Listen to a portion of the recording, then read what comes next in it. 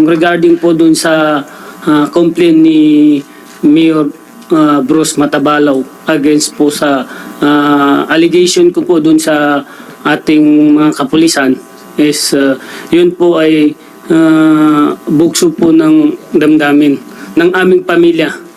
Kasi po kami po yung namatayan dito. Bakit kami po yung nagiging masama po dito sa mata po ng authority?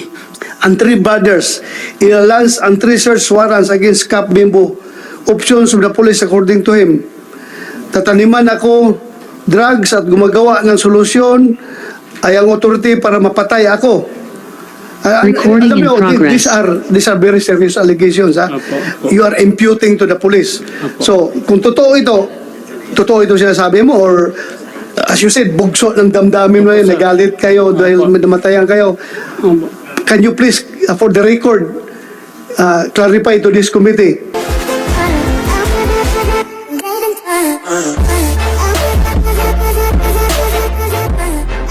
From here, would like to hear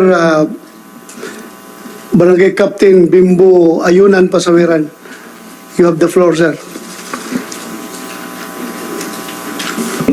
Sir, And before you start, I would like to express my sincerest condolences to your family for the loss of your loved ones nangyayari doon sa enkwentro. Walang masaya na namatayan kayo. Lahat ay malungkot dahil buhay ng tao ay walang kapalit. salamat po sir. Please continue. Yeah, you have the floor. Salamat po sir, salamat. Sir, pwede po abogado na lang po namin ang magsasalita. Ganito yung rules ng committee, no? We cannot entertain your lawyer to speak before this committee. Ang role ng lawyer dito is just to give you advice. Kayo mga invited na mga resource person, kayo talaga pakikinggan namin. Sige lang, hingi ka lang ng advice sa lawyer mo and just heed to his advice kung anong advice niya. Sabihin mo lang yung gusto mong sabihin.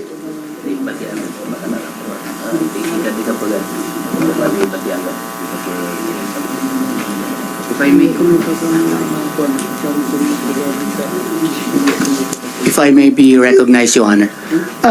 You want to say something in behalf of the family? Actually, before coming here, they all agreed that if we may be allowed, Your Honor, I will speak for all of them. We prepared a single statement, Your Honor, for all four. Anyway, kung merong single statement na Yes, Your Honor. para sa lahat, Yes, Your pwede bang siya na lang magbasa? Para hindi natin ma-violate yung rules. Siya na lang magbasa yung statement na yan. Sir, pwede po kasi po kung masyado po mahaba, baka magkabalok-balukto ang mga Kaya maintindihan namin yan. Maintindihan namin yan. Huwag ang kang amin mag-alala. lang naman po dito, sir, is yung regarding po dun sa complaint ni Mayor Bruce Matabalaw against po sa allegation ko po dun sa ating mga kapulisan is yun po ay bugso po ng damdamin ng aming pamilya. Kasi po kami po yung namatayan dito. Bakit kami po yung nagiging masama po dito sa mata po ng authority. So regarding po naman po dun sa nangyari sa RH12, nakabinbin naman po sa korte yung kaso. So ang amin po, pinapabayan na lang po namin sa ating korte. Yes, walang problema doon. In fact, gusto ko lang ipaalam sa inyo Yes po. na yung pending case, hindi yan bar for the conduct of this Senate inquiry in aid of legislation. May Supreme Court ruling yan. So, wala tayong problema dyan. Ang atin lang dito is in aid of legislation moving forward para hindi na maulit kung anong dapat i-correct dyan sa Cotabato City as far as public order is concerned. Apo. Kaya nga, do you stand by your statement? Yung sinabi mo, yung mga allegation mo. Marami kang inaalis eh. Yes. Number one, ganito. Opo, opo. Simula sa ngayong araw, ibabaybas ang 3 brothers, meaning 3 kayong magkapatid, Opo. pareho kayong barangay kapitan. Opo. Ang 3 brothers, ilalance ang 3 search warrants against Cap Bimbo. Options of the police according to him. tataniman ako drugs at gumagawa ng solusyon ay ang authority para mapatay ako. Recording Alam in mo, progress. these are very serious allegations. Ha? Opo. You are imputing to the police. Opo. So, kung totoo ito sinasabi mo, or as you said, bugso ng damdamin mo yun, Opo, sir. nagalit kayo dahil Opo. namatayan kayo. Opo. Can you please, for the record, clarify to this committee kung itong lahat ng pinagsasabi mo ay paninindigan mo or binabawi mo or what? Anong status ngayon dito mga pinagsasabi mo? Because this is the meat of our investigation. Dahil kung sabihin mong totoo ito, hindi ako hinto sa kakaimbestigahan ng mga pulis. Yes, sir. Dahil ayaw ko talaga na ang pulis may involved sa kalukuhan. Opo. Pero kung sabihin mo na nagalit ka lang or what, at binabawi mo din, for the record, tell this committee para magawa natin ng kaukulang action. Opo, sir. Sige nga, anong masasabi mo dito? Yung nasabi ko po is dala lang po yun ng aming sama ng loob, sir, sa dami po ng naririnig namin na balibalita lang. So hindi ko po napigilan ng sarili ko. Hindi ko po napigilan ng sarili ko maglabas ng aking hinanaing po, sir. You have your lawyer, ha? You can ask your lawyer for advice, legal advice sa mga sinasabi mo dito. So, ibig mong sabihin, binabawi mo yung sinabi mo doon sa presko na yon? Parang ganun na po. Hindi yung parang gano'n na. You must be Opo. klaruhin mo yung sinasabi Opo, mo. sir. Opo, sir. For the record, nire-record na dito. Opo, sir. So hindi totoo yung sinasabi Hindi mo po, na ang polis ay tataniman ka ng droga. Opo, sir. Hindi totoo yung sinasabi Opo, mo sir. na yung polis ay inuutosan ng nakakataas na i-raid kayo para at mapatay kayo. Hindi yung totoo. Opo, sir. Hindi po. Tapos yung sinasabi mo na yung results ng forensic examination, forensic investigation ay hindi totoo.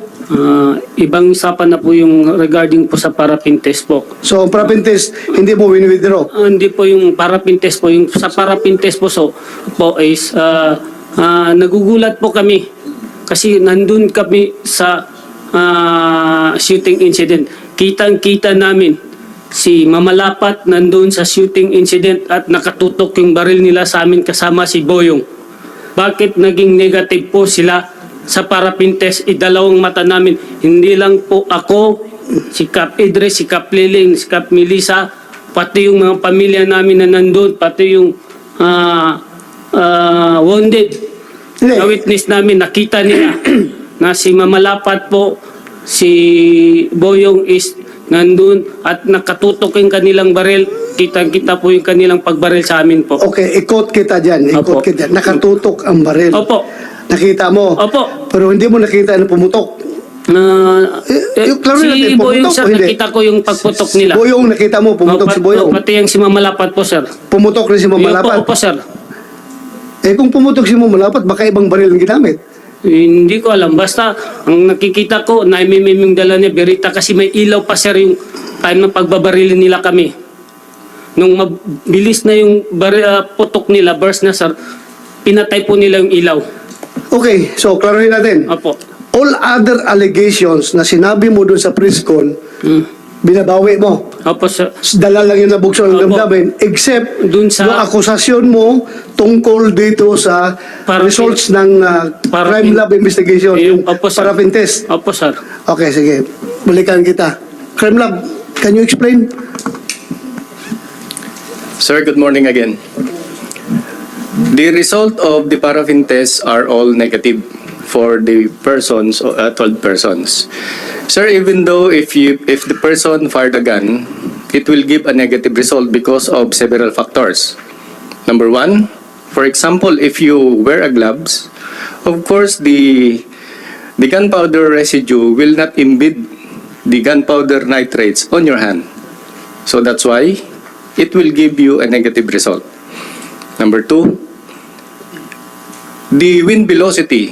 If the wind is strong enough, that it will not embed to your hand, of course, the paraffin gas will give negative result. Second, the humidity. And third, the barrel of the gun. It is much more further from your hand. The gunpowder residue will not land to your dorsal portion of your hand. And if you fire a gun to a horizontal against vertical, most probably the vertical will give you a positive, while the horizontal will give you a negative result. That are those factors, Your Honor. Thank you for that explanation. Nakuha mo, Barangay Kapitan, na sabi ng crime lab, I'll rephrase sa sinasabi ng crime lab, yung sinasabi nila na negative for paraffin test, hindi yan ibig sabihin na hindi siya pumutok ng baril. Dahil may mga factors na pwede mangyari. Hindi mo pa sinabi yung isang factor na matanggal yan kapag mayroon kang ihugas na ihugas na tanggal sa kamay mo. After ka pumutok, maghugas ka ng suka, ano ba yung mga style na yan? Sige nga. Your Honor, I will negate that claim. It is because suka is an acetic acid which is insoluble doon sa, hindi niya madidissolve ang gunpowder residue. Hindi ma-dissolve. Yes, Your Honor. Pero matanggal. Pwede matanggal kung... As a chemist, Your Honor, because I am a chemist by profession, Okay. and the nitrates will not dissolve, the acetic acid will not dissolve Thank you. gunpowder nitrates. Thank you for that explanation. Mr. Chair? Yes, go ahead. Sige, klaruhin lang natin ulit, no? Sa PNP, and everybody can, again, for the record, talagang halos lahat ng suspect that were apprehended, nag-negative talaga. Wala ni isa. Pati doon sa ballistics, walang nag-positive, walang nag-match. Parang ang hirap pa, Mr. Chair, kasi kung, if they were apprehended on site, on that situation, so parang saan ang galing yung ginamit na baril at sino yung mga pumutok? Claim na itong kapitan, nakita ito si Master Sergeant na nandun din po. Can you explain? Thank you, Senator JB. Can you Your respond? permission, Your Honor. Yeah, Ballistic examination is different from paraffin test, Your Honor.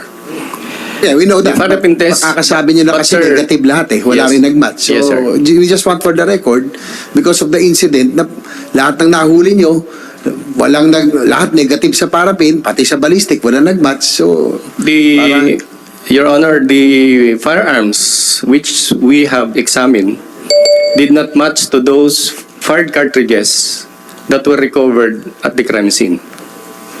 It means hindi po nagamit yung mga baril doon. ibig sabihin, yung mga nagamit po doon sa mga lapas lang, ibang baril ang nagamit at iba rin po yung mga pumutok. Dahil yung mga suspect, negative lahat. Yung mga baril, wala hong nag-match doon sa inyong ballistics. Probably, Your Honor. Well, narinig yung explanation ng PNP, di ba? Opo, sir. It doesn't mean na negative siya sa powder burns ay hindi siya pumutok ng baril. Maraming factors Opo. na sinasabi niya. Opo. So, for the record, Crime Lab, did anybody influence you to make the results negative? For the record. Thank you for the question, Your Honor. Yeah. Nobody will dictate the result of our examination, Your Honor, particularly, and anyone cannot dictate us because we are a man of science. Thank you for that. Recording in progress. Thank you for that answer.